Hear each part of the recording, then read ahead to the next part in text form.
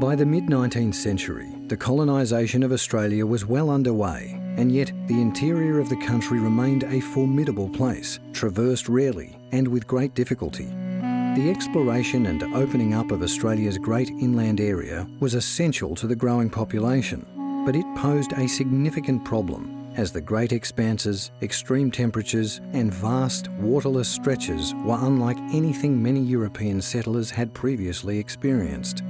After the success of the Burke and Wills expedition, using 26 of the first camels to arrive on the continent, the use of camels instead of horses or oxen grew in popularity. But few people knew how to train, care for and travel with the animals. Quickly, a solution was found to bring not only camels to the country, but also the Afghan Cameleers that worked with them. Without them, the country wouldn't be like it is now. The places that they had to travel in and the conditions they had to travel in,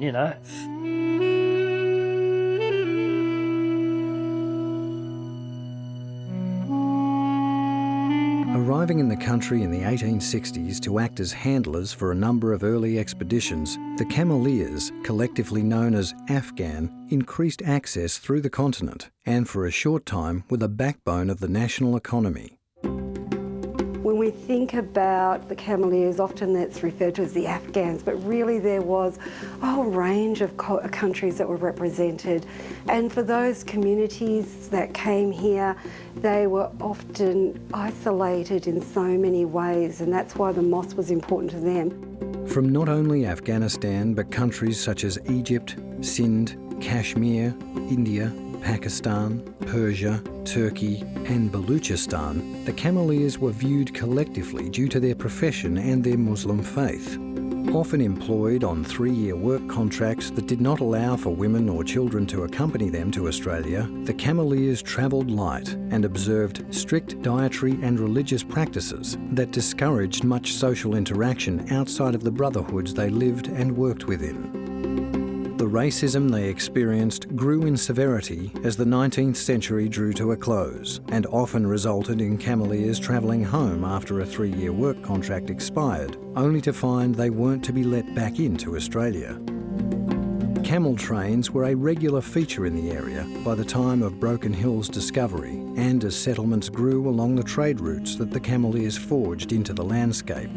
Ghan towns began appearing. Camps of small temporary and semi-permanent buildings that gave the Cameleers and their families space where they could live, work and practice their faith. There's an element of pride when you talk about the Cameleers and the romance of the history, but you think about it, how tough it was for them and how tough it would have been coming to a Christian community and having to find a sense of space, a sense of place. Gradually, mosques were built in these towns, the first in Maree in 1861, Broken Hill Mosque in 1887, and others at the camps in towns like Coolgardie and Cloncurry.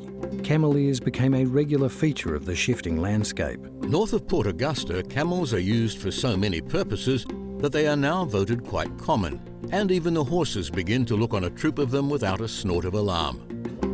Hundreds of camel trains took off from Port Augusta, consisting of the near 20,000 camels that were imported into the country over a 50-year span, driven by the hundreds of men that came with them. Some of the Cameleers went on to become well known and well off. Others died while in the country or went home without being remembered.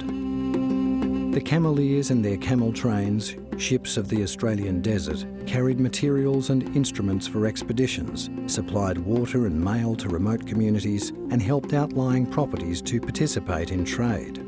They were also instrumental to almost every inland infrastructure project up to the turn of the 20th century, including the overland telegraph from Adelaide through to Darwin, the Trans-Australian Railway, and the Ghan line from Port Augusta to Alice Springs.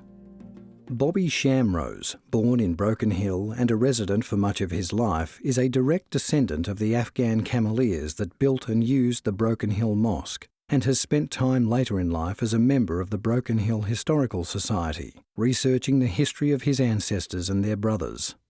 The biggest camel deal about the lot was that bloke up in Burke, Abdul Wade. Abdul Wade, who arrived in the country in 1879, moved to Bourke and went on to be the country's most successful cameleer. He had a very big camel business. What he used to do, he had a team for a bloke to work for him, and he'd get a percentage of it. When the camels finished, they got work on them properties, and a lot of them did get work on the mines. Some of them went back home, and a lot of them just shifted to other parts of the country and lived in South Australia and Victoria and that. Bobby grew up spending different points of his childhood with his father and grandfather, who both spent a significant part of their lives as cameleers. Bobby's father, Shamroz Khan, migrated to Australia from Afghanistan in the early 1890s, landing in Port Pirie and ending up in the employ of Broken Hill Proprietary Limited. He'd get them and buy them off the ship, and then he'd ship them out here to Broken Hill. And there's another one of Dad with his camel there. By the end of the First World War, motor vehicles had taken over as the dominant form of transport in the outback, and as camels lost relevance in the New World, the legacy of the Afghan cameleers was quickly to be forgotten by the public, even in the parts of the country they helped to build. When I was a little kid, during the war years, there's always people coming down buying camels off of Grandad. Dad and Grandad were pushing the nose pegs in for them. They put the peg in and they put this black stuff around to stop any infection and that. And there's still 2 camels here. When I was 5 and 6, Grandad still had 2 camels. With Broken Hill serving as a hub for a range of camel trains, stock routes and railroads, even early on, the town took on an important commercial and economic role, resulting in one of the country's most established outback Ghan towns. Built in 1887, the Broken Hill Mosque stands at the site of what was the easternmost of Broken Hill's 2 Ghan towns. The verandahed outbuilding on the site was originally the mosque from the other western Ghan town. One of the interesting things I think about this building now, and which makes it a little hard to understand, is that it's sitting on a suburban lot with the boundaries non-aligned with the building. Because that's not the way it used to be. Because this was very isolated. It was a very large area that was actually occupied by the Cameleers, and the mosque was located at the entrance to that, so that once teams had loaded in the city, in the town, they would come out, they would stop here, they would pray, they would prepare themselves, and then they would head off into the desert for their trips. When they went with the camels were always out there in that yard out the back there. Right. And when they come here with their load, they'd stop here before they went. And then when they took off, they took in straight down that laneway and straight out past the farm out there. Cameleers from other parts of the country would stop by the camel yards to socialise and to pray in the mosque before continuing on to the town and the next leg of their journey. They'd be getting ready, waiting for a job, you know, to take the load out. And so they actually camped here? Yeah, a lot of them camped here. When they came here, they'd all be around here, you know, gathered around here, might be half a dozen of them. Yes. So, and they used to wash their hands and wash their face, you know. Used to have the things sitting on top of there, and they'd be up here and they'd just wash their feet and the water would be running down. They did pour the water over their feet because the feet were sitting right on the edge there.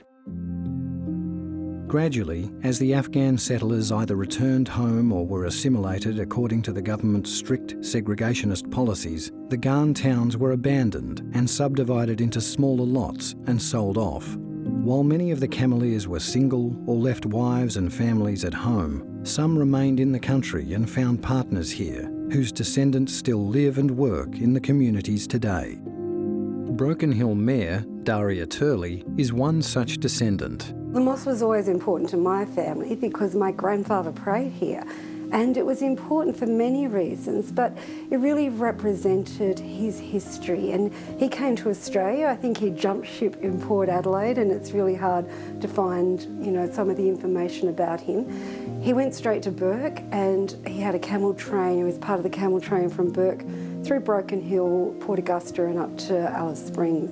Stories like these are not often heard, but they're everywhere. So important and widespread was the role of the Afghan Cameleers in opening up the outback and forging communities through trade, communication and culture. Look, the mosque is so important to Broken Hill because it represents another element of our history, and it's about the diversity of our community and the role that the Cameleers played in opening up the outback.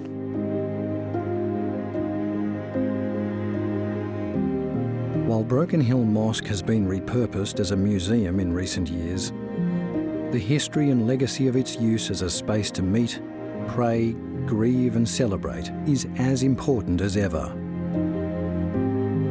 While you're here, take a moment to think back to the people who built this site, who camped and worked here, and who helped develop the outback of Australia.